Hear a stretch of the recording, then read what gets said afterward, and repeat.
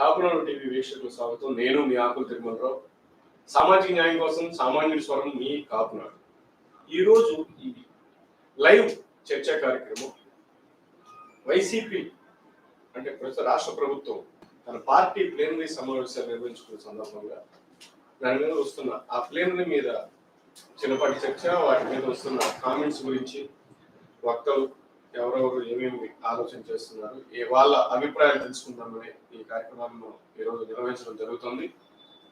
ఈ కార్యక్రమానికి అతిథులుగా శ్రీ కాపునాడు జాతీయ అధ్యక్షులు గాళ్ళ సుబ్రహ్మణ్యం గారు చేస్తున్నారు. స్వాగతం సార్. నమస్కారం. అలాగే senior journalist and analyst Shri Chivari Krishnanjaneyulu గారు వచ్చారు. నమస్తే. స్వాగతం. నమస్తే సార్. ఈరోజు మనం చూసుకుంటే వైసీపీ ముందుగా మీ దగ్గరికి వస్తున్నాను. వైసీపీ ప్లేనరీ జరుగుతుంది. ఈ ప్లేనరీలో ఇంపార్టెంట్ పాయింట్ గా ఒక చిన్నదే కాదు, పెద్ద విషయమే హైలైట్ చేశారు. ఏంటంటే సాక్షాత్తు సీఎం గారి తల్లి గారు విజయమ్మ గారు తన రాజీనామాని ప్రకటించారు. దీనికి ముందే కొంత చర్చా కార్యక్రమం అంటే పలు సామాజిక విషయాల్లో కావచ్చు, లేకపోతే ఇతర మాధ్యమాల్లో కావచ్చు, అన్ని కూడా ఈ చర్చ జరిగింది. ఏమని జగనే తన తల్లికి మోసం చేయాలని చూస్తున్నారు, ఆల్రెడీ చెల్లికి చేశారు, ఆయనే పదవి నుంచి తొలగించాలని ప్రయత్నిస్తున్నారు అనే వార్తలు కూడా చాలా వచ్చాయి. ఈ విషయం మీద ఈ రోజు అనుకోకుండా ఆవిడ రావటము, ఆవిడని దగ్గరగా తీసుకోవటము, అంటే తల్లి కొడుకులు ఎవరు కాదనలేరు. సో ఆప్యాయత అందాలన్నీ ప్రజలకి చూపిస్తున్న సందర్భంలో ఆ టైంలోనే ఆవిడ రాజీనామా పెట్టడం జరిగింది. దీని మీద మీ అభిప్రాయం? వైఎస్ విజయమ్మ గారు వైఎస్ఆర్ కాంగ్రెస్ పార్టీ ప్లేనరీలో పాల్గొన్నారు, గౌరవ అధ్యక్షురాలు. ఇప్పటి వరకు రాజకీయంగా జరుగుతున్నటువంటి చర్చలో భాగంగానే ఆవిడ వైఎస్ఆర్ కాంగ్రెస్ పార్టీకి రాజీనామా చేస్తున్నారనేటువంటి చర్చ ఇప్పటికే మీడియాలోనూ రాజకీయ వర్గాల్లో జరుగుతుంది. ఆ అందరూ అనుకున్నటువంటి విధంగానే వైఎస్ విజయమ్మ గారు వైఎస్ఆర్ కాంగ్రెస్ పార్టీ గౌరవ అధ్యక్షులుగా ఉన్నటువంటి తన పదవికి రాజీనామా చేశారు. దానికి రీజన్స్ ఏం చెప్పారు అని అంటే, తన కుమార్తె వైఎస్ షర్మిల వైఎస్ఆర్ తెలంగాణ పార్టీని ఏర్పాటు చేసుకున్నారు. ఆవిడ కూడా రాజకీయంగా ఎదగాలనుకుంటున్నారు. నేను అక్కడ యాక్టివ్ గా ఉన్నాను, ఇక్కడ ఉండేటువంటి జగన్మోహన్ రెడ్డి గారు ఆల్రెడీ అధికారంలోకి వచ్చారు కాబట్టి ఇక నేను అందుకోసమని రెండు పార్టీలకి అధ్యక్షురాలుగా ఉండటం కన్నా కూడా కొన్ని ఇబ్బందులు వస్తాయి అనేటువంటి దాని మీద నేను రాజీనామా చేశానని ఆమె ప్రకటించుకున్నారు. అయితే దీనికి కేవలం ఈ ఒక్క అంశమే సాంకేతికమైనటువంటి కారణంగా నేను చూడటం లేదు. 2019లో ఎన్నికల్లో గెలిచిన తర్వాత జగన్మోహన్ రెడ్డి గారు తన చెల్లెలు షర్మిలని, తన సోదరి షర్మిలని యాక్టివ్ గా ఉండేటువంటి పాలిటిక్స్ నుంచి, అంటే వైఎస్ఆర్ కాంగ్రెస్ పార్టీ ప్రభుత్వంలో ఏ విధమైనటువంటి భాగస్వామ్యం కల్పించలేదు. వాళ్ళ మధ్య కొంత ఆస్తిపరమైనటువంటి వివాదాలు కూడా ఉన్నాయనేటువంటిది ఒక చర్చ జరుగుతుంది. షర్మిల గారు కూడా ఒక సందర్భంలో ఉన్నాయి, చిన్న చిన్న వివాదాలు ఉన్నాయి, మాకు ఆస్తి వివాదాలు అని చెప్పారు కూడా. కాబట్టి ఈ నేపథ్యంలో ఆవిడ ఇక్కడ నుంచి వెళ్ళిపోయారు. ఆవిడ తెలంగాణలో ఒక పార్టీ పెట్టుకున్నారు. ఆవిడతోనే ఇప్పటి వరకు కూడా వైఎస్ విజయమ్మ గారు కూడా ఉంటున్నారు. ఇక్కడ సమస్య ఏమిటంటే, జగన్మోహన్ రెడ్డి గారికి ఒక భయం పట్టుకున్నారు. ఏం భయం అని అంటే, ఆయన మీద 12 సిబిఐ కేసులు ఉన్నాయి, ఒక 6 ఈడీ కేసులు ఉన్నాయి. ఈ కేసులు ఏదైనా ప్రతికూలమైనటువంటి పరిస్థితులు వచ్చి కొంచెం శిక్ష పడితే నెక్స్ట్ ముఖ్యమంత్రి ఎవరు అనేటువంటి దాని మీద నెక్స్ట్ ముఖ్యమంత్రి తన సతీమణి భారతి కావాలనేటువంటి ఆయన కోరిక వాళ్ళ పార్టీకి సంబంధించినటువంటి వాళ్ళ కుటుంబంలో ఉన్నటువంటి నిర్ణయంగా చెప్తున్నారు. కాబట్టి ఉన్నటువంటి వాళ్ళలో ఇంకా భారతి గారికి మీకు కన్ఫర్మేషన్ ఉందనుకుంటున్నాను నేను మీ మాటలను బట్టి. ఏమని రేపు త్వరలో ఆ కేసుల మీద ఏదో ఒక శిక్ష పడొచ్చు అనే దాన్ని మీరు ఇండైరెక్ట్ గా చెప్పేశారు కదా, అది కరెక్ట్ అండి? ఇప్పుడు మిగతా రాజకీయ నాయకుల కన్నా భిన్నమైనటువంటి పరిస్థితిని జగన్మోహన్ రెడ్డి గారు ఎదుర్కొంటున్నారు. ఆయన మీద కేసులు ఉన్నమాట వాస్తవం, అదేమైనా ఆరోపణ కాదు, ఇంకోటి కాదు. ఎప్పటికైనా సరే ఆ కేసులకు సంబంధించినటువంటి దాంట్లో శిక్షలు పడేటువంటి అవకాశాలు ఉన్నాయి. ఇప్పుడు ఏంటంటే రాజకీయ పరంగా కేంద్రంలో ఉండేటువంటి సహకారంతో వాటికి సంబంధించినటువంటి విచారణ డ్రాగన్ చేయొచ్చేమో కానీ కేసులు విచారణ పూర్తయితే ఖచ్చితంగా శిక్షలు పడేటువంటి అవకాశం. చాలా ఈడీ కేసులు సాక్ష్యాలు లేక క్లోజ్ చేయడం జరిగింది. నేను కూడా అదే పరిస్థితిలో, ఎందుకంటే ఇవన్నీ పెట్టుబడి కేసులు. ఆ టైంలో కాంగ్రెస్ గవర్నమెంట్ తో కలిపి, అంటే అప్పటి కాంగ్రెస్ అధినేత సోనియా గాంధీతో కలిపి చంద్రబాబు గారు కుట్ర పన్ని కొంతమంది కాంగ్రెస్ నాయకులు కుట్ర పన్ని నాకు ఈ రకంగా కేసులు పెట్టారన్నారు. మరి అవన్నీ అలా కూడా జరగవచ్చు కదా, ఒకవేళ కేసులు కొట్టేశారు అనుకున్నప్పుడు. నిజంగా అలాంటిదే జరిగితే జగన్మోహన్ రెడ్డి గారికి ఒక అవకాశం ఉంది. ఆయనకైనా అలాంటి భరోసా ఉంటే ఇవన్నీ పెట్టినటువంటి కేసులు వీటిలో ఎక్కడ ఆధారాలు ఉండవు అనుకుంటే ఖచ్చితంగా ఆయన విచారణకు హాజరయ్యారనుకోండి, కోర్టు విచారణ చేసి త్వరితగతిన విచారణ చేయడానికి ఆల్రెడీ సుప్రీంకోర్టు ఆదేశాల మేరకు ప్రత్యేకమైనటువంటి కోర్టులు ఏర్పడ్డాయి. ఆయన విచారణకు హాజరవ్వచ్చు కదా, విచారణకు హాజరయ్యారనుకోండి విచారణ జరిగిపోయింది. ఆయన కడిగిన ముత్యంలాగా బయటకు వచ్చేటువంటి అవకాశం ఉంటుంది కదా, ఎందుకు విచారణలకు వెళ్ళట్లేదు? ఇక్కడ మరో ప్రశ్న అండి, ఇది ఇక్కడే మీరే నాకు అవకాశం వచ్చింది. ఇప్పుడు కోర్టులు ఎన్నో కేసులలో మేము తొందరగా క్లోజ్ చేసేస్తాము, ఇన్ని రోజులు కేసు ఉంచొద్దు, పెండింగ్ ఉంచొద్దు అంటున్నారు. మరి ఈ జగన్మోహన్ రెడ్డి గారి కేసులు 12 కేసులు కావచ్చు, లేకపోతే మిగతా 6 ఈడీ కేసులు కావచ్చు, ఎందుకని తాత్సారం చేస్తుంది? ఎందుకని ఇన్ని సంవత్సరాలుగా నడుపుకొస్తుంది? కారణం ఏం లేదు, కోర్టుని కామెంట్ చేయట్లేదు ఇక్కడ మనకి. జగన్మోహన్ రెడ్డి గారే కారణం. జగన్మోహన్ రెడ్డి గారు ప్రతి శుక్రవారం కోర్టుకు హాజరు కావాల్సి ఉంది. కానీ ఆయన నేను ముఖ్యమంత్రిగా ఉన్నాను, చాలా పనుల్లో ఉన్నానని చెప్పేసి ఆయన కోర్టు విచారణకు హాజరవుతుంది. కాబట్టి కోర్టు విచారణలో చెప్పలేదు. దానికి ముందు కూడా అదే జరిగింది కదండి, కోర్టుకి హాజరైనా కూడా అదే జరిగింది కదా. ఎందుకంటే 2014 ముందే కేసులు ఉన్నాయి, బెయిల్ తీసుకుని ఆయన బయటకు వచ్చారు, బాగానే ఉంది. మరి 2014 నుంచి 2019 వరకు ఆయన సీఎం కాదు కదా. ఆయన సీఎం కాదు, కానీ మొన్న ఎప్పుడైతే సుప్రీంకోర్టులో అశ్విని కుమార్ ఉపాధ్యాయ అనేటువంటి ఒక అడ్వకేట్ కేసు నమోదు చేయడం జరిగింది, ఒక పీ వేశారు. ఎవరైతే దేశవ్యాప్తంగా ఉండేటువంటి ప్రజాప్రతినిధుల మీద ఉన్నటువంటి కేసులు త్వరితగతిన విచారణ జరపండి అనేటువంటి దాని మీద, దాంట్లోనే జగన్మోహన్ రెడ్డి గారికి సంబంధించినటువంటి కేసుల విచారణకు సంబంధించి కూడా ఒక ప్రత్యేకమైనటువంటి న్యాయస్థానానికి ఆయన కేసులు బదిలీ చేయడం, అప్పటి నుంచి విచారణ త్వరితగతిన జరగడానికి అవకాశం ఉంది అని ఆయన విచారణకు హాజరవడం లేదు. ఆయన సహకరిస్తే ఖచ్చితంగా విచారణ పూర్తి అయ్యేటువంటి అవకాశం ఉంటుంది. ఒకవేళ ఆయన మీద ఉన్న ఆరోపణలు నిరూపితం కాలేదనుకోండి, ఆయన క్లీన్ చిట్ వచ్చింది. మొత్తానికి ఇది ఒక బదులు కరెక్ట్ సమాధానం దొరకని వేదాల ప్రశ్న కింద అనుకోవచ్చా? ఎందుకు అనుకోవాలి? కరెక్ట్ ప్రశ్న.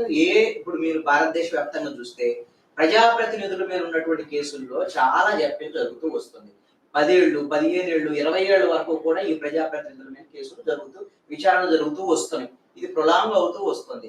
ఇది ఈ మధ్య కాలంలో సుప్రీంకోర్టు ఇచ్చినటువంటి ఆదేశాల ప్రకారంగా కొంత స్పీడప్ అవుతుంది. బట్ ఆల్రెడీ కోర్టుల్లో ఉండేటువంటి మౌలిక వసతుల కల్పన కానివ్వండి, సరైన పూర్తి స్థాయిలో జడ్జెస్ లేకపోవడం, వాళ్ళకి కావాల్సినటువంటి ఆ మెకానిజం అనేటువంటి సపోర్ట్ మెకానిజం లేకపోవడం, దీనివల్ల కొంత ఇప్పటికి ఇంకా వేగం పుంజుకోలేదు ఈ విచారణ. భవిష్యత్తులో ఈ విధమైనటువంటి ప్రజాప్రతినిధుల మీద ఉన్నటువంటి కేసుల విచారణ త్వరితగతిన పూర్తయ్యేటువంటి అవకాశాలు ఉండొచ్చు అని చెప్పి నేను భావిస్తాను. సుబ్రహ్మణ్యం గారు, సార్ చెప్పండి, విజయమ్మ గారు రాజీనామా దీని మీద మీ కామెంట్ ఏంటి? ఇప్పుడు కృష్ణాంజలి గారు కొంత ఆయన అభిప్రాయాన్ని వెలిగించారు, మీరేమంటారు? ఎలా తీస్తున్నారు, ఎలా చూస్తున్నారు ఈ పరిణామాన్ని? ఈ పరిణామం నేను పొద్దున ఈ విజయమ్మ గారి ప్రకటన లైవ్ లో చూడటం జరిగింది. ఇక్కడ ఏంటంటే జగన్మోహన్ రెడ్డి గారికి అభద్రతా భావంలో నుంచి భద్రత భావంలోకి తీసుకెళ్ళగలిగింది విజయమ్మ గారి స్టేట్మెంట్. ఎందుకంటే అక్కడ విజయమ్మ గారిని వైసీపీకి రాజీనామా అనే పదం వాడగానే జగన్మోహన్ రెడ్డి గారి నోట్లో నుంచి, జగన్మోహన్ రెడ్డి గారి వందల నుంచి ఒక నవ్వు వచ్చి నవ్వాడు. అంటే ఇక్కడ ఏంటంటే జగన్మోహన్ రెడ్డి గారికి ఉన్న హడ్డీల్స్ అన్ని విజయమ్మ గారి వాళ్ళ ప్రకటనతో క్లియర్ చేశారు. అది ప్రకటన కూడా కాదని నా అభిప్రాయం. ఎందుకంటే ఆవిడ మనస్ఫూర్తిగా అయిన ప్రకటన కాదు అది. ఎందుకంటే ఒక స్టేట్మెంట్ రాసిస్తే దాన్ని చదివారు. ఎందుకంటే ఈ మధ్య ఈ మీడియా మాధ్యమాల్లో జరుగుతున్న ప్రచారాన్ని దృష్టిలో పెట్టుకొని రకరకాల క్వశ్చన్లు, ఆన్సర్లు, ఇలా ఈ వాదోపవాదాలు జరుగుతున్నాయి. దాని మీద జరిగిన ప్రెషర్తో ఇవాళ ఈ సమావేశానికి విజయమ్మ గారిని బలవంతంగా తీసుకొచ్చారనేదే నా అభిప్రాయం తప్ప అది నిజంగా మనస్ఫూర్తిగా ఆవిడ ఈ ప్రకటన ఇచ్చిందని కాదు. కాకపోతే వాళ్ళు ఏంటంటే వాళ్ళ ఇప్పుడు దాకా విజయమ్మ గారు వ్యవహరించిన తీరు ఎలా ఉందంటే ఇది మన ముందు 2 జిల్లా విజయం లాగా వ్యవహరించింది. ఇప్పుడు అది క్లియర్ చేసేసింది. మాకు షర్మిలా కావాలి తప్ప జగన్మోహన్ రెడ్డి గారు మాకు వద్దు అనే ప్రకటన చేసింది. అంటే రాజకీయంగా పెట్టింది ఇది ఒక మాటతోనో ఒక స్టేట్మెంట్ తోనో ఇది సెటిల్ అయ్యే విషయం కాదు. ఇదంటే దీని వెనకాల కొన్ని వేల కోట్ల రూపాయలు, లక్షల కోట్ల రూపాయలు ఉన్న ఆస్తుల తగాదాలు ఉన్నాయి, రకరకాల ఫ్యామిలీ తగాదాలు ఉన్నాయి, చాలా ఉన్నాయి. ఇదేంటే ఊరిని తగ్గొడితే తగ్గిపోయేది కాదు. కాబట్టి ఇదేంటంటే తాత్కాలికంగా జగన్మోహన్ రెడ్డికి ఇది ఈ ప్రకటన ఒక ఉపశమనం మాత్రమే. ఆయన మీద ఉన్న కోర్టు కేసుల కన్నా కూడా గొప్ప వరకు అంటారా? తప్పకుండా ఇప్పుడు ఆయన కాకపోతే భారతం ముఖ్యమంత్రి అయితే దానివల్ల ఆయన ఒకటే భారతం ఒకటే కాబట్టి దాని వల్ల పెద్ద ఇదే పెద్ద తేడా ఏముండదు. కాకపోతే ఇక్కడ హడ్డిల్స్ ఆయనకున్న మెయిన్ హడ్డిల్ అనేది పక్కకి వెళ్ళిపోయింది. ఇప్పుడు మీరు అన్న మాటకి నిల్వలు పొందాము, అదే కరెక్ట్ అనుకుందాం. మరి అటువంటిప్పుడు తల్లి తనకి ముందు నుంచి అన్ని రకాలుగా మద్దతుగా ఉన్నది. భార్య భారతిరెడ్డి గారు ఏమో బిజినెస్ వ్యవహారాలు జాగ్రత్తగా చూసుకున్నారు. అటువంటిప్పుడు ఆవిడ ఆల్రెడీ ఎమ్మెల్యేగా చేశారు, ఆవిడ ప్రజెంట్ మాజీ ఎమ్మెల్యే. రేపొద్దున ఏదైనా కేసులలో ఏదైనా చిన్న తేడా వచ్చినప్పుడు విజయమ్మ గారిని ఆ పదవిలో కూర్చోబెట్టొచ్చు కదా. ఆలోచన ఎందుకు చేయలేదు, ఎందుకు మిస్ అయింది అంటారు? అక్కడ ఇంటి పోరు వల్ల అంటారా? ఇక్కడ ఇంట్లో ఆధిపత్య పోరు అంటే ఇక్కడ తల్లా పెళ్ళామా అన్న ఒక సినిమా డైలాగ్ కూడా మనం డెఫినెట్ చెప్పుకోవచ్చు. ఇవాళ తనకి పిల్లలు పుట్టినంత మటుకు తల్లి, తనకి పిల్లలు పుట్టిన తర్వాత పెళ్ళాం అయిపోతుంది అప్పటి నుంచి. అందుకని అదే కాన్సెప్ట్ లో జగన్మోహన్ రెడ్డి గారు ఈ భారతమ్మ మాటకే విలువిస్తారు తప్ప తల్లి మాటకి విలువిచ్చే పరిస్థితి లేదు. అలాగే కాకుండా జగన్మోహన్ రెడ్డి గారికి ఒక ప్రధానమైన లక్షణం ఏంటంటే అవసరానికి ఎవరినైనా వాడగల ధైర్యం దమ్ము ఉన్న వ్యక్తి. అందరినీ అన్నాన్ని పిలుస్తున్న అన్నాన్ని పిలుస్తారు.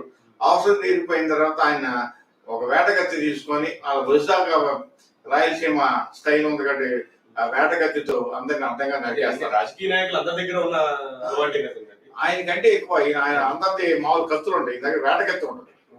ఆ వేటకత్తి నరికేది. ఎందుకంటే రాజశేఖర్ రెడ్డి గారికి ఎవరైతే అంత దగ్గరగా ఉన్నారో వాళ్ళందరినీ ఆటోమేటిక్ గా దూరం చేసేస్తున్నారు. అంటే తండ్రికి దగ్గర అయితే తనయులకు దూరం అనే సిద్ధాంతాన్ని ఈయన అమలు చేస్తున్నారు. దానివల్లే కొద్దిగా చాలా ఇబ్బందులు కూడా నడుస్తున్నాయి ఇప్పుడు. రైట్ అండి. ఇక్కడే మీరు చెప్పిన సమాధానంలో అంటే ఒక చిన్న ప్రశ్న నాకు ఇప్పుడే ఉంది. అదే లెక్కలో వైఎస్ రాజశేఖర రెడ్డి గారికి బొత్స సత్యనారాయణ గారు చాలా దగ్గర, చాలా అభిమాని. ఆయన చాలా ఇంపార్టెంట్ పర్సన్. అటువంటిప్పుడు ఆ టైంలో జగన్ గారిని కూడా చాలా దూషించారు, బొత్స సత్యనారాయణ గారు విమర్శించారు. మరి అటువంటి బొత్స సత్యనారాయణ గారిని ఎలా దగ్గర పెట్టుకోగలిగారు? ఇప్పుడు మీరన్న మాటకే నేను ఇప్పుడు అడుగుతున్నాను. అంటే మీకు ఒక విషయం అబ్జర్వ్ చేయండి. జగన్మోహన్ రెడ్డి గారి అధికారంలోకి వచ్చే ముందు వరకు బొత్స సత్యనారాయణ గారి పాత్ర చాలా కీలకంగా ఉంది. అధికారంలోకి వచ్చిన తర్వాత ఆయన స్టాండ్ అయ్యే వరకు ఆయన స్టబన్ గా కుర్చీలో కూర్చోగలిగాను అనుకున్న తర్వాత ఇవాళ బొత్స సత్యనారాయణ గారి కేబినెట్ ఆయన పాత్ర ఏంటంటే ఇవాళ ప్రాధాన్యత లేని పోస్ట్. ఒక రకంగా ఆయన చేసిన పోస్టులు చూస్తే ఇది ప్రాధాన్యత లేని విద్యాశాఖ పోస్ట్. అంటే ఫైనాన్స్ మినిస్టర్ కానీ మున్సిపల్ మినిస్టర్ వీటన్నిటి చూసుకుంటే ఇది 6వ 7వ అయింది. అందుకని ప్రాధాన్యత లేని పోస్ట్ ఇచ్చారు. అంటే ఆయన అన్ని సరిపోతే ఇవాళ ఆయన అధికారంలో రాకముందు బొత్స సత్యనారాయణ గారి పాత్ర ఉత్తరాంధ్ర జిల్లాలో ఎలా ఉంది, ఇవాళ ఉత్తరాంధ్ర జిల్లాలో బొత్స గారి పాత్ర ఎలా ఉంది. అంటే ఆ పేదలుగా ఒక ఆల్టర్నేటివ్ లీడర్షిప్ డెవలప్ చేస్తూ ఒక పక్క నుంచి బొత్స గారిని గ్రాడ్యుయేట్ తగ్గించి వస్తారు. అంటే జగన్ గారితో ఒకటే సిద్ధాంతం, నాకు దగ్గరగా ఉండాలి తప్ప ఇంకోటి దగ్గరగా ఉంటే నాకు దూరంగా ఉండాల్సి లేదు అనే సిద్ధాంతం ఆయన కంటిన్యూ చేస్తాడు. ఇదే మాట మనం కృష్ణానీల గారి దగ్గర. సార్ మీరు చెప్పండి సార్. ఇప్పుడు సుబ్రహ్మణ్య గారు నేను అడిగిన ప్రశ్న ఒక మాట, ఇప్పుడు దానికి అవసరం, ఇప్పుడు విజయమ్మ గారు అవసరం తీరిపోయింది అందు గురించి రాజీనామా చేశారని ఒక పద్ధతి. మరి అదే పద్ధతిలో తండ్రికి దగ్గరగా ఉన్న ఒక బొత్స సత్యనారాయణ గారిని నెత్తి మీద పెట్టుకున్నారు. జగన్ ని ఏకవచనంతో పోలిస్తూ చాలా విమర్శలు చేశారు, చాలా బాధపడేవారు. మరి ఈ విషయం మీరు ఏం చెప్పగలుగుతారు? వీళ్ళిద్దరిని పోల్చినప్పుడు వైఎస్ విజయమ్మ గారితో కుటుంబపరమైనటువంటి ఇబ్బందులు ఉన్నాయి. జగన్మోహన్ రెడ్డి గారి తర్వాత వారసత్వం, రాజకీయ వారసత్వం ఎవరు అనేటువంటి దాని మీద సోదరికి కానీ తల్లికి కానీ వారసత్వం రాకూడదని కోరుకున్నారు. అందుకని వాళ్ళిద్దరిని వర్క్ చేశారు. యాక్టివ్ పాలిటిక్స్ లో బొత్స సత్యనారాయణ గారే కాదు, ధర్మాన ప్రసాదరావు గారే కాదు, ఇలాంటి కాంగ్రెస్ పార్టీలో రాజశేఖర రెడ్డి గారి దగ్గరగా పనిచేసినటువంటి కొంతమంది నాయకుల్ని జగన్మోహన్ రెడ్డి గారు అంగీకరించి తీసుకున్నారు. అసలు వైఎస్ఆర్ కాంగ్రెస్ పార్టీ పుట్టిందే కాంగ్రెస్ పార్టీ ఒక నాయకులు వాళ్ళందరూ తయారు చేసుకొని ఏదైతే రాజశేఖర రెడ్డి గారి యొక్క పేరు పునాదుల మీద ఏర్పడినటువంటిది వైఎస్ఆర్ కాంగ్రెస్ పార్టీ. కాబట్టి బలమైనటువంటి నాయకులందరూ లేకుండా వైఎస్ఆర్ కాంగ్రెస్ పార్టీ నిలబడేటువంటి అవకాశం లేదు. కాబట్టి ఉత్తరాంధ్రలో ఈ రోజున బొత్స సత్యనారాయణ గారు, ధర్మాన ప్రసాదరావు గారు వీళ్ళందరూ పొలిటికల్ గా చాలా స్ట్రాంగ్ గా ఉన్నారు. అనివార్యంగా జగన్మోహన్ రెడ్డి గారు వాళ్ళకి మద్దతు ఇవ్వాల్సిన ఆయన.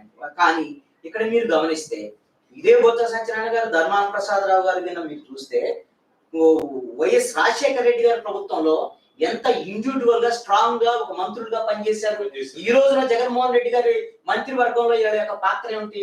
వీళ్ళు కేవలం నామమాత్రంగా మంత్రులుగా ఉన్నటువంటి ఈ విషయాన్ని ప్లేనరీలో ఎవరైనా ఉండొచ్చు అంటారా? అసలు ఎవరైనా ప్రస్తావిస్తారని మీరు అనుకుంటున్నారా? జగన్మోహన్ రెడ్డి గారికి ఎదురు మాట్లాడగలిగినటువంటి దమ్ము, ధైర్యం ఈ రోజున వైఎస్ఆర్ కాంగ్రెస్ పార్టీలో అసలు ఉందా? అటువంటిప్పుడు ప్లేనరీ పెట్టిన ఉద్దేశం వేరు కదండి, లేదు కదా. ఇక్కడ ప్రాంతీయ పార్టీలన్నీ కూడా వాళ్ళ యొక్క వ్యక్తి కేంద్రంగాను, కుటుంబ కేంద్రంగాను రాజకీయాలు నడిచేటువంటి పరిస్థితులు ప్రాంతీయ పార్టీలు అన్నింటిలో ఉంటాయి. ఇది జగన్మోహన్ రెడ్డి గారి విషయంలో ఏమిటంటే ఆయన మరి కొంత నియంత్రితంగా వ్యవహరిస్తున్నారు అనేటువంటిది. ఎంత సీనియర్ అయినా సరే తన దగ్గర తనకి ఫాలోయర్ గానో లేకపోతే తనని సెకండ్ పొజిషన్ లో, ఇప్పుడు ఈ రోజున ప్రభుత్వంలో ఉన్నటువంటి వాళ్ళు ఎవరు? కేవలం నలుగురే. ఈ నలుగురు ఎవరు అని అంటే జగన్మోహన్ రెడ్డి గారు రాజు అయితే ముగ్గురు సామంత రాజులు ఉన్నారు. సజ్జల రామకృష్ణారెడ్డి గారు, వైవి సుబ్బారెడ్డి గారు, విజయసాయి రెడ్డి గారు. వీళ్ళు పార్టీలోని వీళ్ళే నాయకత్వం, ప్రభుత్వంలోని వీళ్ళదే నాయకత్వం. మిగతా ఆయన మిగతా చోట్ల ఏలు పెట్టేటువంటి ఆయన పరిస్థితులు లేవు. నాయకులు వాళ్ళు అంటే మాట్లాడగలిగిన నాయకులందరూ కూడా తమ భావాలను స్వేచ్ఛగా వ్యక్తీకరించిన పరిస్థితి ఉంది. మొన్ననే ముగిసిన మహానాడు మనందరికీ తెలిసింది. మరి ఇక్కడ ఎందుకు అవకాశం లేదు? అక్కడ ఎందుకు అంత ఫ్రీడమ్ ఉందంటారు? ఎక్కడ మహానాడులో ఏమన్నా తెలుగుదేశం పార్టీ అధినాయకుడు చంద్రబాబు నాయుడుకి సంబంధించినటువంటి లోపాల మీద కానివ్వండి, లేక ఆయన తమిళలో లోకేష్ కు సంబంధించినటువంటి లోపాలకు సంబంధించినటువంటి విషయాలు కానివ్వండి, వాళ్ళ పార్టీలో ఉండేటువంటి లోపాలకు సంబంధించినటువంటి ఇబ్బందులకు సంబంధించినటువంటి అంశాలు ఏ ఒక్క నాయకుడైనా ప్రశ్నించగలిగాడా? ఆ ధైర్యం ఉన్నదా? ఎక్కడ ఏ పార్టీలో ఉన్నదో వాళ్ళ పార్టీకి సంబంధించినటువంటి ఈ మహానాడు ఇలాంటివన్నీ కూడా వాస్తవంగా ఉన్నటువంటి లోపాలను చర్చించుకొని అంతర్గతంగా ఒక చర్చ జరిపిన తర్వాత, భిన్నాభిప్రాయాలకు సంబంధించినటువంటి అంశాలు చర్చ జరిగిన తర్వాత తీర్మానాలన్నీ కూడా ఏకాభిప్రాయంగా వచ్చి వాటన్నిటిని అమలు చేయడం అనేటువంటి యొక్క ప్రధానమైనటువంటి ఉద్దేశం. ఈ రాజకీయ పార్టీలో ఆ విధమైనటువంటి అంతర్గత ప్రజాస్వామ్యం లేనే లేదు. అంతే, ఎవరైనా ఒకటే. ఈ పార్టీలు ఇక్కడ మీరు ఆంధ్రప్రదేశ్ లో ఉండేటువంటి తెలుగుదేశము, వైసీపీఏ కాదు, ఉత్తరప్రదేశ్ లో ఉండేటువంటి సమాజ్వాదీ పార్టీగా, ఇక ప్రకాష్ సింగ్ బాదల్ వాళ్ళకి సంబంధించినటువంటి పార్టీ కానివ్వండి, ఇలాంటి ఏ పార్టీలు, అన్ని పార్టీలన్నీ కూడా నియంత్రణతో పోకడలతోనే ఉన్నాయి. ఈ రోజున ప్రాంతీయ పార్టీలే కదా, అసలు జాతీయ పార్టీ ఒక్కటే పాయింట్. బీజేపీలో కూడా ఈ రోజున నరేంద్ర మోడీ, అమిత్ షాని వ్యతిరేకంగా వాళ్ళ మీద ఉన్నటువంటి లోపాల మీద ఎవరైనా స్వేచ్ఛగా మాట్లాడే ఆ పార్టీలో ఉండగలిగినటువంటి పరిస్థితులు ఉన్నాయా? లేవు. సో అటువంటిప్పుడు ప్లేన్ నడిపించడం కూడా అనవసరమే ఉంటారు. నడవాల్సిందే కనీసమైనటువంటి ప్రజాస్వామ్యం. ఇప్పుడు ఆ టెక్నికల్ గా అయినా సరే ఎలక్షన్ కమిషన్ కు వాళ్ళు ఒక బయాలాలో వాళ్ళు ఇస్తారు. మేము ప్రతి 2 ఏళ్లకోసారి, 3 ఏళ్లకోసారి, 5 ఏళ్లకోసారి నిర్వహిస్తాం, అధ్యక్షుడికి కార్యవర్గాన్ని మేము ఎన్నుకుంటాం అనేటువంటి వివరణ ఇస్తారు. దానికి అనుగుణంగా వాళ్ళు పనిచేయాలి, టెక్నికల్ గా చూపించాలి కదా. సార్ మీరేమంటారు సార్? ఇప్పుడు సుబ్రహ్మణ్యం గారు ఈ ప్లేనరీలో నవరత్నాల పథకాల గురించి చర్చించడం జరిగింది. అయితే వాటిలో లోపాల గురించి ఎవరు చర్చించలేదు. ఒకవేళ ఒకళ్ళతో మాట్లాడడానికి ప్రయత్నించిన వాళ్ళని ఆపడం జరిగిందనేసి వినికిడి. నవరత్నాల పథకంలో అభివృద్ధి కార్యక్రమాలు అందరికీ అందటం లేదు అనే విషయం అందరికీ తెలిసింది. ఎందుకంటే ప్రతి సంవత్సరం కొంతమందిని కట్ చేసుకుంటూ వస్తున్నారు రకరకాల కారణాల చేత. అప్పుడు సపోజ్ 200 యూనిట్లు మించి ఎవరైతే కరెంటు వాడుతున్నారో వాళ్ళకి పలానా పథకం కట్టు అంటున్నారు. దీని మీద ముందు ఈ ప్లేనరీ అనేది ఒక Jaganmohan Reddy show put up. Okay, ఆ షో పుటప్లో ఎజెండాలు కానీ జెండాలు కానీ ఏమి ఉండవు. ఒకటి ఎక్కడికక్కడ స్టేట్మెంట్ ఇస్తారు, ముందే స్టేట్మెంట్ రాసిస్తారు, ఎవరేం మాట్లాడరు తప్ప సొంత అభిప్రాయాన్ని చెప్పే పరిస్థితి అక్కడ ఉండదు. ఉంటే సొంతగా ఎవరైనా మాట్లాడగలిగితే వాళ్ళు నెక్స్ట్ రోజే వైసీపీ నుంచి బయటికి వెళ్ళిపోవాలి పరిస్థితి వస్తుంది. ఈ నవరత్నాల గురించి నవరత్నాల మీద పేరు స్కీమ్ అయితే మంచి స్కీమ్ అని ఫస్ట్ లో అనుకున్నారు, కానీ రాను దాని ఆచరణ కానీ దాని పద్ధతి కానీ చూస్తే అది ప్రభుత్వానికి ఒక బుద్ధిమండగానో ప్రభుత్వానికి ఒక మైనస్ గానే తయారయ్యే పరిస్థితి ఉంది. దాని గురించి ఇప్పుడు ఎవరైనా ఒకటే సిస్టమ్ లో ఉంటేనే అక్కడ మాట్లాడగలగాలి. నిజాలు మాట్లాడగలిగే పరిస్థితి అయితే అక్కడ మాట్లాడలేరు, రానీరు కూడా. అంటే ఇప్పుడు విజయమ్మ గారు రాజీనామా మీరు అన్నట్టు స్క్రిప్ట్ ప్రకారం జరిగింది, ఓకే బాగానే ఉంది. ఆవిడ రాజీనామా ఆంధ్రప్రదేశ్ లో పార్టీ మీద ఏమన్నా ప్రభావం చూపే అవకాశం ఉందంటారా? నథింగ్. విజయమ్మది ఏమి లేదు. విజయమ్మది గౌరవ అధ్యక్ష పాత్ర.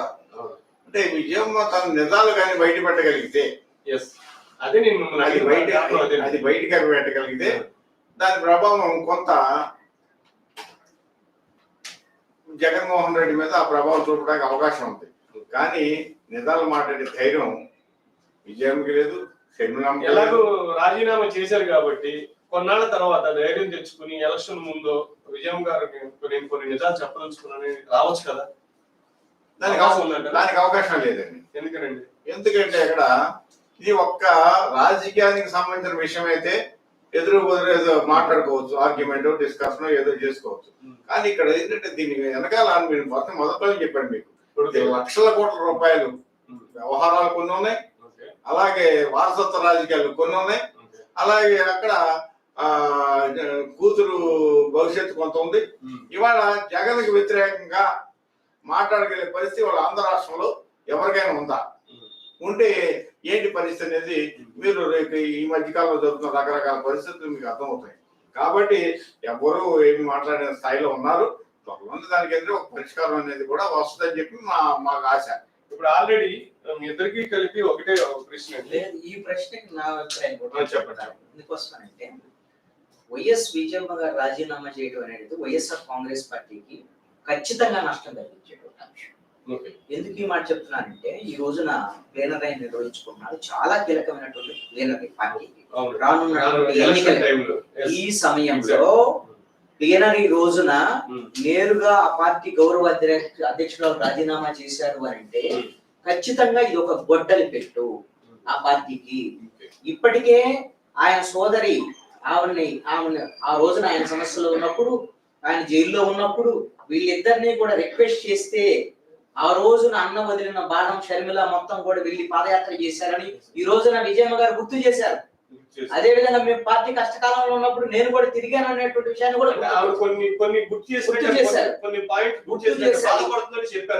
ఈ రోజున ప్రజలు ఆవిడ ఎప్పుడైతే రాజీనామా చేస్తున్నారని ప్రకటన చేశారో ఆ మొత్తం ఆడిటోరియం లో ఉండేటువంటి వాళ్ళందరూ కూడా పెద్ద ఎత్తున హర్షినటువంటి పరిస్థితి ఉందని అంత ఒక కేకలు వేసినటువంటి, అంటే వాళ్ళు నిశ్చేష్టులు అయ్యారు. ఆ విధమైనటువంటి నిర్ణయాన్ని వాళ్ళందరూ అంగీకరించలేదు. అంటే చెల్లికి లేదా సోదరికి అన్యాయం చేశాడు, ఇప్పుడు ఈ రోజు తల్లికి కూడా అన్యాయం చేశాడు అనేటువంటి విషయం ప్రజల్లోకి వెళ్ళింది. ఇతను ఇంట్లో కుటుంబంలో ఉండేటువంటి తల్లి చెల్లినే ఈ విధంగా అన్యాయం చేసినట్టు రేపు పొద్దున ఎవరికైనా సరే రాష్ట్ర ప్రజలకి ఆడవాళ్ళకి మహిళలకు ఏం న్యాయం చేస్తాడనేటువంటి విపక్షాలకు ఇప్పుడు మంచి ఆయుధం దొరికినట్టు ఖచ్చితంగా ఇప్పటికే ఆ విమర్శలు చేస్తూనే ఉన్నారు విపక్షాల విమర్శలన్నీ తప్పుడు అబద్ధాలు. ఆవిడ ఎక్కడికి పోలేదు, మేము అన్యాయం చేయలేదని ఇప్పటి వరకు చెప్తూ వచ్చారు వైసీపీ వాళ్ళు, వాటిని ఖండించారు. ఇప్పుడు అదే వాస్తవం అని మీరన్నదే కరెక్ట్ అనుకున్నాం. సరే ఓకే, అది ఒక పార్ట్ నిజంగానే కొంత మైనస్ అయ్యే పరిస్థితి. విజయలక్ష్మి గారు రాజీనామా చేయకపోతే తానే తొలగించడానికి రెడీ అయిపోయారు కదండి.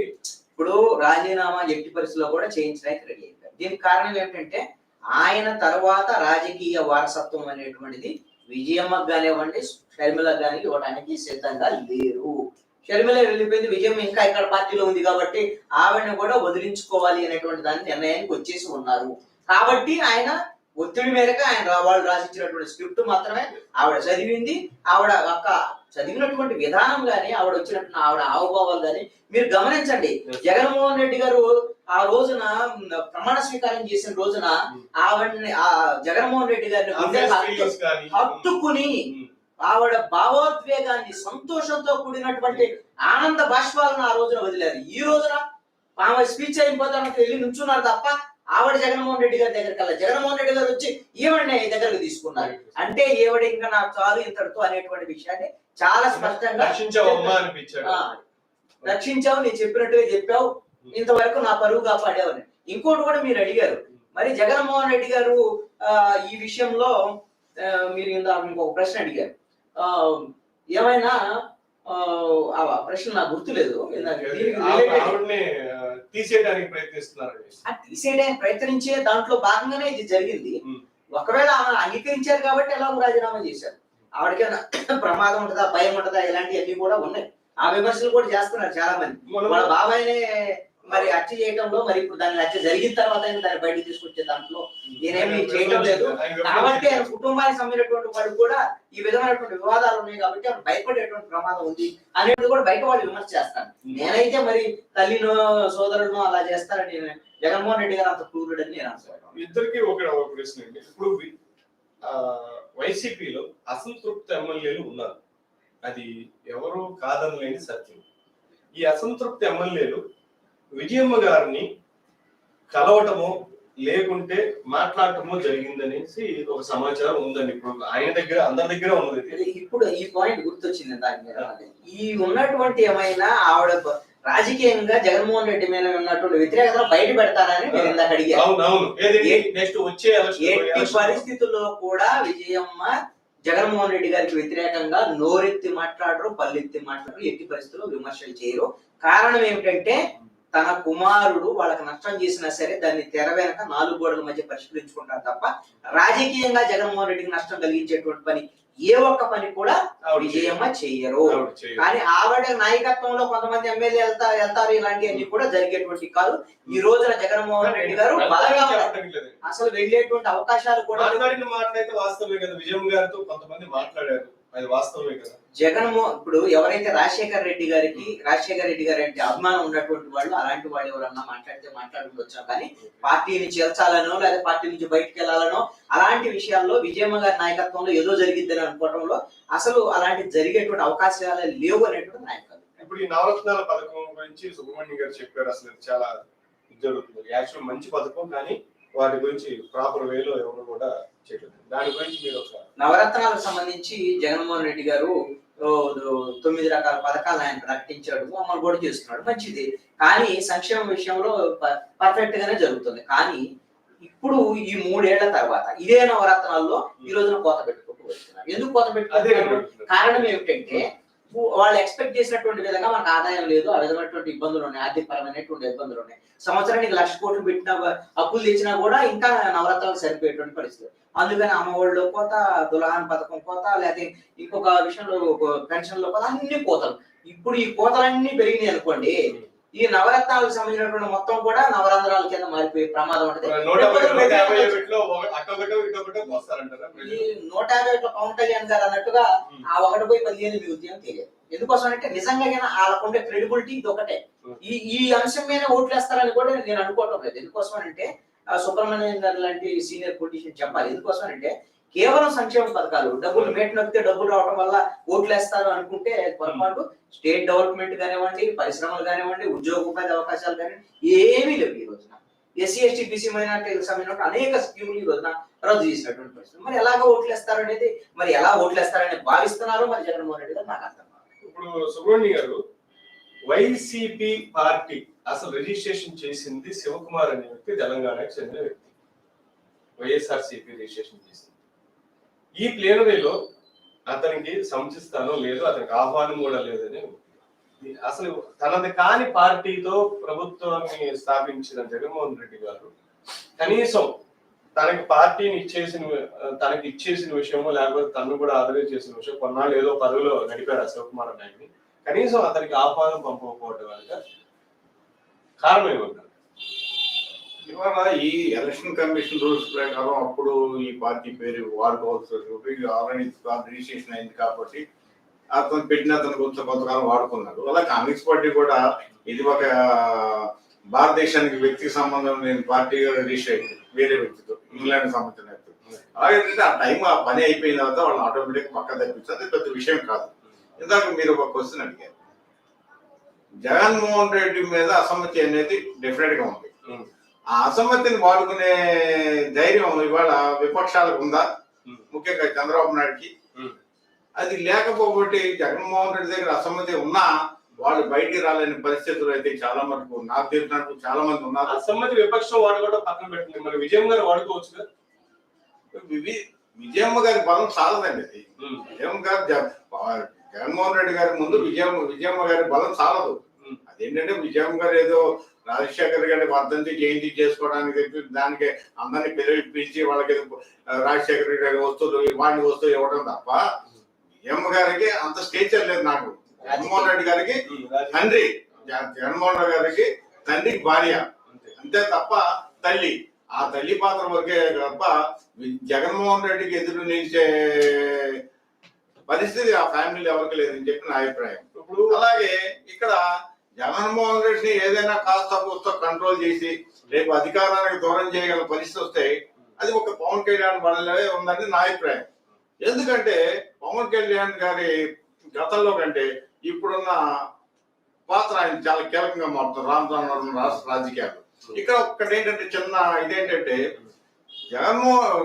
పవన్ కళ్యాణ్ గారు ప్రజల మధ్యకి వచ్చేటప్పుడు ఫ్యాన్స్ తగ్గించి ప్రజల దగ్గరగా చేసుకుంటే బాగుంటుందని చెప్పి నా అభిప్రాయం. ఎంతసేపు అదే ఫ్యాన్స్ అదే వ్యవహారం తప్ప ప్రజల దగ్గరికి రానియట్లేదు. పవన్ కళ్యాణ్ గారికి ఏంటంటే ప్రజల దగ్గరికి జనవాణి కార్యక్రమం స్టార్ట్ చేశారు కదా. జనవాణి కార్యక్రమం మీరు నిజంగా ఒకసారి చూడండి, చూస్తే అక్కడ కూడా ఎంతో కొంత ఈ ఫ్యాన్స్ అడవడి ఎక్కువగా ఉంటుంది. అందుకని నిజాలకి దగ్గరగా పవన్ కళ్యాణ్ గారు కానీ రాగలిగితే ఇప్పుడు ఆంధ్ర రాష్ట్రంలో జగన్మోహన్ రెడ్డికి డెఫినెట్ గా ఆయన ఒక పెద్ద కౌంటర్ అవుతాడు. ఇప్పుడు ఈ ప్లీనరీ జరగటం వల్ల వాళ్ళలో వాళ్ళు కొన్ని తప్పులు మాట్లాడుకుంటే అది ఏమన్నా కరెక్షన్ చేసుకుంటానికి అవకాశం ఉంటుంది. తప్పులు ఎవరు మాట్లాడే ధైర్యం లేదు.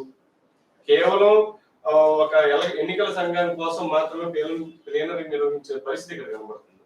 మరి దాని మీద ఇప్పుడు మాట్లాడలేని మంత్రులందరూ లేకపోతే ఎమ్మెల్యేలందరూ ఈ ప్లీనరీలో పాల్గొనడం వల్ల ఏం ఉపయోగం ఉందండి? ఈ ప్లీనరీ అనేది ఇందాక కృష్ణాంజలి గారు చెప్పారు, ఎలక్షన్ కమిషన్ రూల్స్ ప్రకారం ఈ ప్లీనరీ పెట్టాలి కదా, దానికోసం పెట్టాలి చెప్తే ఇది ఒక ట్రాష్. నిజంగా జగన్మోహన్ రెడ్డి గారి అధికారాన్ని, ఆయన ఆదేశాలు కానీ ఆయనకి ఒక డైరెక్షన్ కానీ ఎవరిస్తున్నారు అని ఒక లోతుకి వెళ్ళగలిగితే అదంతా సీఎం పేషు కానీ లేకపోతే దానికి అండర్గ్రౌండ్ లో ఇంకొక క్యాబినెట్ ఉంటుంది. ఆ క్యాబినెట్ ఇచ్చే సలహాలు తప్ప బయట కనపడే క్యాబినెట్ ఎవరు ఈయన సలహాలు ఇవ్వలేరు, ఇది చెప్పలేరు. జగన్మోహన్ రెడ్డి గారు ఆదేశాల ప్రకారం పనిచేయాల్సింది తప్ప వీటి డైరెక్షన్ ఇచ్చే పరిస్థితి అయితే లేదు. సార్ అనిల్ గారు, చివరిగా ఈ క్లోజింగ్ ఈ చర్చ క్లోజింగ్ టైంలో చివరికి ప్రశ్న, ఈ ప్లీనరీ వల్ల పార్టీకి ఒరిగింది ఏంటి, ప్రజలకు ఒరిగింది ఏంటి? పార్టీకి చాలా కీలకమైనటువంటిది ఈ ప్లీనరీ. ఎందుకోసమనంటే 2011లో జరిగింది, 2017లో జరిగింది. 2017లో జరిగినటువంటి ప్లీనరీలో కార్యకర్తల్లో వచ్చినటువంటి ఉత్సాహము ఎట్టి పరిస్థితుల్లో జగన్మోహన్ రెడ్డిని ముఖ్యమంత్రిని చేయాలనేటువంటి దృఢ నిశ్చయంతో పనిచేశారు కార్యకర్తలు. అందుకనే 2019లో అధికారంలోకి వచ్చారు. 2019లో అధికారంలోకి వచ్చిన తర్వాత వైఎస్ఆర్ కాంగ్రెస్ పార్టీ ప్రభుత్వము మొత్తం కార్యకర్తలందరినీ విస్మరించింది, స్థానిక సంస్థల నాయకులను విస్మరించింది. అసలు వాళ్ళకు ఉండేటువంటి కనీసమైనటువంటి ప్రాధాన్యత కూడా లేదు. అందుకని ఈ రోజున ప్రజల్లో ఉండేటువంటి వ్యతిరేకత కన్నా కూడా జగన్మోహన్ రెడ్డి గారి మీద వాళ్ళ కార్యకర్తల్లోనే తీవ్రమైనటువంటి, ఎందుకంటే కార్యకర్తల్లో ఎక్కువ మందిని 90% మందిని వార్డు వాలంటీర్లుగా తీసుకున్నారు కదా అని వాళ్ళు చెప్తున్నారు. వార్డు వాలంటీర్లలో వాళ్ళకి అసలు సంతృప్తి ఉండొచ్చు. వాళ్ళకు కూడా ఏంటంటే ఇప్పుడు పనిచేసిన తర్వాత మాకు 5,000కే ఎంత చాకరీ చేయాల్సి వస్తుందని వాళ్ళలో కూడా వ్యతిరేకత ఉండొచ్చాము. ఇక్కడ సమస్య ఏమిటంటే పార్టీకి సంబంధించినటువంటి తెలుగుదేశం ప్రభుత్వంలో జనభూమి కమిటీలు, ఇప్పుడు వైఎస్ఆర్ కాంగ్రెస్ పార్టీ ప్రభుత్వంలో వాలంటీర్ల యొక్క ఎమ్మెల్యేలకి గౌరవం లేదు. కింది క్షేత్రస్థాయిలో పనిచేసే నాయకుల్ని పట్టించుకున్నటువంటి వాళ్ళు అందరూ కూడా జగన్మోహన్ రెడ్డి గారు మేట నొక్కుతున్నా జనానికి డబ్బులు వేస్తారు. ఏదైనా సమస్య ఉంటే వాలంటీర్ దగ్గరికి వెళ్తారు. జగన్మోహన్ గారు ఆయన చెప్పింది నా పెర్ఫార్మెన్స్ 67% ఉంది, మీ పెర్ఫార్మెన్స్ బాగాలేదని చెప్పాడు. కాబట్టి వాళ్ళ పెర్ఫార్మెన్స్ బాగా జగన్మోహన్ రెడ్డి గారికి మొఖం చూసి అయితే ఓట్లు వేసేటువంటి అవకాశం లేదు. మీరు 2019 ఎన్నికల్లో చూస్తే చంద్రబాబు నాయుడు గారు ఇదే విషయాన్ని ఎన్నికల సమయంలో శిరస్సు వంచి మరి అందరికి విజ్ఞప్తి చేశారు, నా ముఖం చూసి ఓటేయండి. ఏలేదుగా రేపు పొద్దున జరిగేది కూడా. ఈ అసంతృప్తి అనేటువంటిది తీవ్రంగా ఉంది. కాబట్టి ఆ అసంతృప్తులన్నీ తొలగించడం కోసం రేపు పొద్దున మీకు ప్రాధాన్యత ఇస్తాము, మీకు పార్టీలో కూడా ప్రాధాన్యత ఇస్తాం, ప్రభుత్వాలకు సంబంధించిన ప్రాధాన్యత ఇస్తాం అనేటువంటి విధంగా వాళ్ళను బుజ్జగించడం ఒకటే. రెండో అంశం, కీలకమైనటువంటి అంశం ఏంటంటే ఇంకొక వైపున ప్రతిపక్ష పార్టీలన్నీ జనసేన వరుస కార్యక్రమాలతో ముందుకు దూసుకొని వెళ్తాం. అదేవిధంగా తెలుగుదేశం పార్టీ ఇంకొక వైపును దూసుకొని వెళ్తుంది. ఈ రోజున చంద్రబాబు నాయుడు చిత్తూరు జిల్లాలో పర్యటనలో కూడా విస్తృతంగా వెళ్ళిపోతున్నారు. పవన్ కళ్యాణ్ గారు ఇప్పటికే వాళ్ళ పార్టీ ఆవిర్భావ సభ, జనవాణి, అదే విధంగా రైతు సదస్సులు, రేపొద్దున దసరా నుంచి కూడా ప్రజలకు వెళ్ళిపోతున్నారు. ఈ రోజు ప్రతిపక్ష పార్టీలు ఈ విధంగా బలంగా ముందుకెళ్తుంటే ప్రజల్లో లేదు ఈ రోజు వైఎస్ఆర్ కాంగ్రెస్ పార్టీ. కాబట్టి వాళ్ళని ఆ విధమైనటువంటి సమాయత్తం చేసుకోవడానికి ఖచ్చితంగా ఈ రోజున వైఎస్ఆర్ కాంగ్రెస్ పార్టీ ప్లేయర్ ఉపయోగం. అయితే ప్రజలకు ఏంటి ఉపయోగం అని అంటే, ప్రజలకు వచ్చేటువంటి ఉపయోగం ఏమీ లేదు. ఈ రోజున జగన్మోహన్ రెడ్డి గారి ప్రసంగం చూస్తే పాత చింతకాయ పచ్చడి ప్రసంగం అన్నమాట. ఆల్రెడీ ఎక్కడైతే సభలో చెప్తున్నాడో ఆ నవరత్నాలు వాటి జపమే, అదే విధంగా దుష్ట చతుష్టయము, అదే విధంగా పవన్ కళ్యాణ్ మీద అక్కస్సు, దత్తపుత్రుడు, అదే వీళ్ళందరూ కూడా రాక్షసులు, మీ అండుంటే మాత్రం నాకు చాలు, ఇవన్నీ పాత చింతకాయ పచ్చడి వ్యవహారాలు చెప్తున్నారు. నిజంగా ప్రజలకు ఉపయోగం జరగాలి అంటే ఈ ప్లేనరీలో ప్రత్యేక హోదాకి ఏం చేశారు, విభజన హామీలకు ఏం చేశారు, పోలవరం ప్రాజెక్టుకి ఏం చేశారు ఈ ప్రభుత్వం, రాజధానికి సంబంధించినటువంటి విషయంలో ఈ ప్రభుత్వం యొక్క స్టాండ్ ఏమిటి, అదే విధంగా నిరుద్యోగులకు సంబంధించినటువంటి జాబ్ క్యాలెండర్ విషయంలో ఏమిటి, అదే విధంగా మద్య నిషేధానికి సంబంధించినటువంటి విషయంలో అసలు ఇవన్నీ కూడా ఎక్కడా కూడా చర్చకు లేవు. ఇవి అసలు ప్రజలకు సంబంధించినటువంటి అంశం. వాళ్ళు 9 అంశాలు తీసుకున్నారు, ఆ 9 అంశాలు ఇవి లేవు. ఖచ్చితంగా వాళ్ళ రాజకీయ పరమైనటువంటి ఇది ఒక స్వోత్కర్ష వరనింద అనేటువంటి విధంగా ప్లేనరీ నడుస్తుంది. మీరే ఉంటారు సార్, ఈ ప్లేనరీ వల్ల ప్రజలకు ఒరిగింది ఏంటి, పార్టీకి ఒరిగింది ఏంటి? లేకపోతే జగన్మోహన్ రెడ్డి ఈ ప్రశ్నకి నేను కృష్ణారెడ్డి గారి వాదంతోనే ఏకీభవిస్తాను. నెక్స్ట్ ఏంటంటే, ఇంకో ఆయన కార్యకర్తలకి ఇది ఏదో ఉత్సాహం ఇస్తుంది అన్నట్టు, లేదా ఇంకో రకమైన మాట మాట్లాడారు. కాబట్టి ఇక్కడ కార్యకర్తలు అనేవాళ్ళు కాదు. ఇక్కడ ఇవాళ ప్రతి ఎమ్మెల్యే కానీ చెప్పడం ఏంటంటే 2017లో కార్యకర్తలు బాగా ఉత్సాహంగా ఉన్నారు, ఇప్పుడు అంత ఉత్సాహంతో లేరు అంటున్నారు. ఉత్సాహం లేరు, కార్యకర్తలు కాదు ఇప్పుడు వచ్చింది. వాళ్ళ తోలుకు రాబడ్డ జనాలు, బస్సుల్లో లారీల్లో తోలుకు రాబడ్డ జనాలు తప్ప వాళ్ళు కూడా ఏంటంటే 1 గంటకి వల్ల ఎవరు తట్టా పుట్టాలు కూర్చొని వచ్చేసారు. అలాగే ఇక్కడ మనం లైవ్ డిబేట్ జరుగుతున్నప్పుడు కూడా మనకి బయట ప్లేన్ దగ్గర వచ్చిన జనాలు కొంతమంది వెయిట్ చేస్తారు. అంటే ఇక్కడ ఏంటంటే ఎవరికి ఇది బలవంత బ్రాహ్మణార్థమే తప్ప నిజంగా ప్రేమతో వచ్చిన ఇదేం కాదు. అలాగే ఈ మన వాలంటరీ వ్యవస్థ ఉంది. వాలంటరీ వ్యవస్థ పైకి అందరూ ఆలోచిస్తున్నారు, కానీ నా కోణంలో ఆలోచిస్తే ఏంటంటే ఇంచుమించు అందరూ ఒక ఏజ్ ఉద్యోగం చేసే వయసులో వాళ్ళకి వాలంటరీ వ్యవస్థలో ఉద్యోగాలు ఇవ్వడం అంటే వాళ్ళ భవిష్యత్తుని ఇంచుమించు నాశనం అయిపోయింది. వాలంటరీ వ్యవస్థలో ఉద్యోగం చేయడం అంటే వాళ్ళ భవిష్యత్తు అంటే గవర్నమెంట్ ఉద్యోగాలకు వెళ్ళాల్సిన లేదా ఇంకో డెవలప్మెంట్కి వెళ్ళాల్సిన ఉద్యోగాలన్నీ అయిపోయి వాలంటరీ వ్యవస్థలో ఉద్యోగాలు చేయడం వల్ల వాళ్ళు చివరికి 5,000కో 10,000కో లిమిట్ అయిపోతారు తప్ప వాళ్ళ భవిష్యత్తుని జగన్మోహన్ వాలంటీర్ని ఆటోమేటిక్ గా జగన్మోహన్ రెడ్డి గారు నాశనం చేశారని నా అభిప్రాయం. రేపు ఇదే వాలంటీర్ వ్యవస్థలో ఈ ఉద్యోగాలని ప్రభుత్వ ఉద్యోగాల కింద మార్చే అవకాశం కూడా ఉంది కదా, రెగ్యులర్ గా ఉండే ఉద్యోగాలకు అవకాశం ఉంది కదా, అదే చెప్పాడు కదా. అసలు ఇప్పుడు ప్రభుత్వ ఉద్యోగాలు ఇచ్చే పరిస్థితి దేశంలోనే ఎక్కడా లేదు. ఎందుకంటే అన్నిటికీ వేరే వేరే కారణాలు చెప్పి సైడ్ అమ్మడం తీసుకొని వస్తున్నారు తప్ప డైరెక్ట్ గా ఎక్కడ తీసుకురావట్లేదు. మార్చొచ్చు కదండి, మారుస్తారు. దానికి ఏంటంటే ఏదో ఒక కార్పొరేషన్ పెట్టి కార్పొరేషన్ ఎంప్లాయీస్ కింద పెట్టి అలా చేస్తారు తప్ప డైరెక్ట్ గా ప్రభుత్వ ఉద్యోగాలు పరిస్థితి లేదు. అంత శాలరీస్ కానీ అంత ఇచ్చే పరిస్థితి లేదు, అంత ఆర్థిక పరిస్థితి ముఖ్యంగా ఆంధ్రప్రదేశ్. కాబట్టి ఈ విషయంలోనే జగన్మోహన్ రెడ్డి గారు ఏం చెప్పారంటే వీళ్ళందరూ స్వచ్ఛంద కార్యకర్తలు, వీళ్ళు ఎంప్లాయీస్ కాదని ఆయనే చెప్పాడు. జగన్మోహన్ రెడ్డి గారే చెప్పాడు. కాబట్టి వాళ్ళు రెగ్యులర్ చేయడం కూడా ఆయన చేయనని చెప్తున్నాడు. ఇప్పుడున్న దాని ప్రకారం రెగ్యులర్ చేసేటువంటి అవకాశం లేదు. మేము వాళ్ళు స్వచ్ఛంద కార్యకర్తలు చెప్పాడు, రెగ్యులర్ చేస్తారని ఎక్కడ ఎప్పుడు వరకు అయితే. సో దీనివల్ల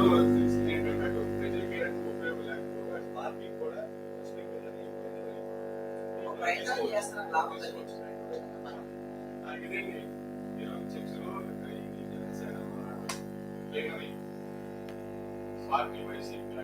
జగన్మోహన్ రెడ్డి గారికి ఏ రకమైన నష్టం కలగకుండా వాళ్ళ తల్లి విజయమ్మ గారు ప్రవర్తించారని, అదే రకంగా ఈ ప్లేనరీ వల్ల ప్రజలకు కలిగిన లాభం ఏమీ లేదని, అలాగే పార్టీకి కూడా ఎటువంటి లాభం లేకపోగా అవసరమైన చర్చలు అంటే పోలవరము, ఉద్యోగ వ్యవస్థ గురించి కావచ్చు, పథకాల గురించి కావచ్చు, కానీ ఏ రకంగా కూడా చర్చలు జరగలేదు. కాబట్టి ఈ ప్లేనరీ నిరుపయోగమైనదిగా వక్తలు భావించారు.